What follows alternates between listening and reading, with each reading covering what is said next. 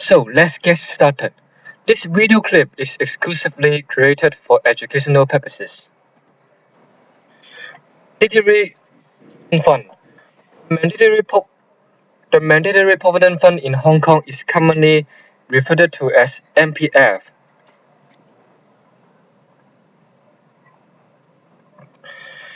A retirement protection system monitored by the MPFA, that is the Mandatory Provident Fund Schemes Authority.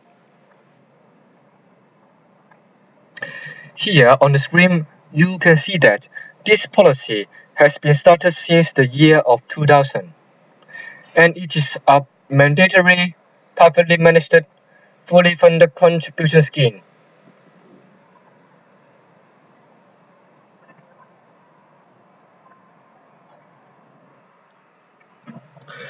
The fact MPF services providers are used to imposing high administration charges on the employees is a well-known fact in the territory. I'm going to talk about this anyway, as not many people have learned about this fact in details. For example, most of them do not know how high the charges are.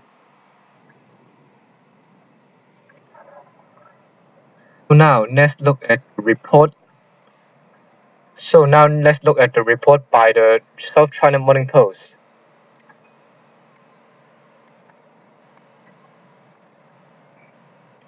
It reports that the International Organization of Pension Supervisors has rated the administration fees of Hong Kong's MPF scheme the fourth highest of 21 economies with comparable retirement systems. The average annual fees and charges of our schemes come to about 1.7% in 2012, while those in most other countries in the study were less than 1%. The difference between 1% and 1.7% looks small, but it can really add up. Thanks to the power of compound interest, over a 40-year period of contribution, its cumulative effect could be very significant.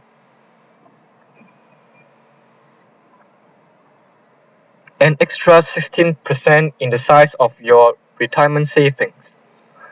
As an example, take a man who earns 10,000 Hong Kong dollars per month at the age of 25 and contributes continuously to the MPF up to the age of 65.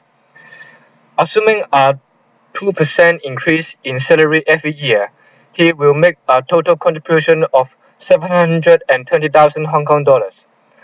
Assuming his nest egg has grown in line with the MPFA's latest average rate of return of 3.4% a year, and the annual fees and charges are 1.7% throughout this period of 40 years, he will receive 1.4 million Hong Kong dollars when he turns 65. Now do the calculation based on the fees of 1%, that the nest egg rise to 1.62 million Hong Kong dollars. That means 220,000 Hong Kong dollars more, equivalent to around 1,000 Hong Kong dollars per month during 20 years of life in retirement.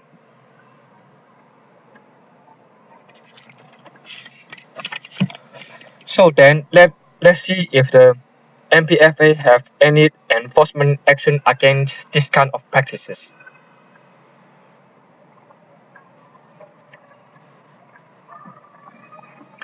This is the list of enforcement measures by the MPFA, and this is mainly deal with the defaulting employers and non-compliant employers, and also inspection, and also against the default contribution, failure to provide monthly pay record, failure to submit remittance statement, failure to enroll, failure to make contribution, and so on and so forth.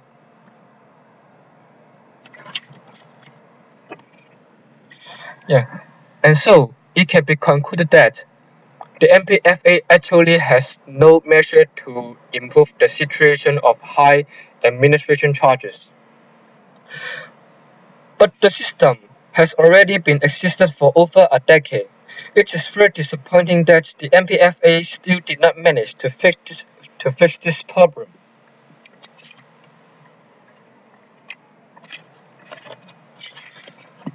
So, in view of this situation, what should we do, or what should our government do?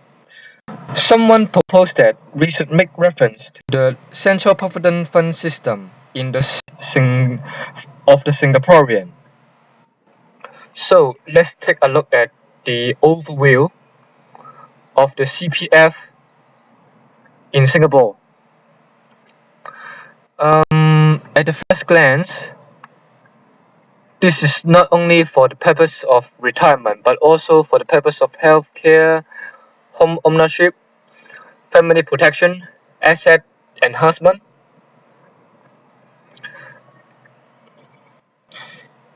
It more seems like a multi-purpose investment system, but not merely a pension system. And also, according to this book, Retirement Protection, a Pen for Hong Kong, the author suggested that as there is not any competition in the system, bureaucrats will become unwilling to consider other investment options that may enhance rate of return. Also, the investment of funds will be determined politically.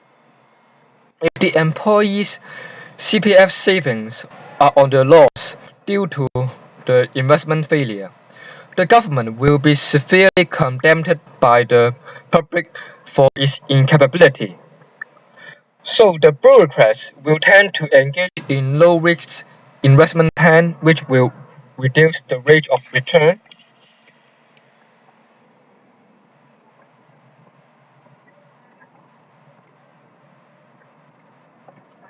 So, then, if the CPF is not a viable option of coping with the problem in Hong Kong, what should we do?